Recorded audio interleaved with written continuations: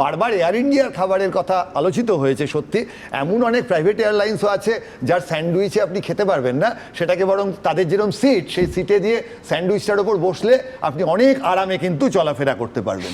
ফলে খুব পরিষ্কার কথা, যে ঘটনাটা ঘটছে টাকা দিয়ে পরিষেবা পাওয়া যাচ্ছে না। এবং ক্যাপ্টেন নন্দিতা হালদার একটু আগে যে কথাটা বলেছেন, আমার মনে হয় টেলিভিশন চ্যানেলে এটা ঘটার পর সারা ভারতের লোকের এই প্রশ্ন করা উচিত, এবং বিশেষ করে টাটা গোষ্ঠী তাদের তো উত্তর দেওয়াই উচিত। আন্ডার কোয়ালিফাইড শব্দটা উনি ব্যবহার করেছেন। এবার এই প্লেনের মতো একটা বিষয়ে যদি আন্ডার কোয়ালিফাইড ঘটনাটা ঘটে, তাহলে আমাদের কিন্তু অত্যন্ত বিপদের বিষয়। ফলে গাদা গাদা প্রশ্ন, এবং এর জন্য রাষ্ট্র ব্যবস্থা, সরকার, রাজনৈতিক দলকে দায়ী করে লাভ নেই। সিস্টেমটা কিন্তু ব্যাপক গোলমালে। যারা প্লেনে উঠছেন তারা খুব ঠান্ডা মাথায় ভাববেন গত 40 দিনের মধ্যে কতগুলো ঘটনা ঘটেছে। তারপর যারা বলে রাস্তায় বেশি অ্যাক্সিডেন্ট হয়, প্লেনে কম হয়, তারা অঙ্কটা নতুনভাবে কষবেন।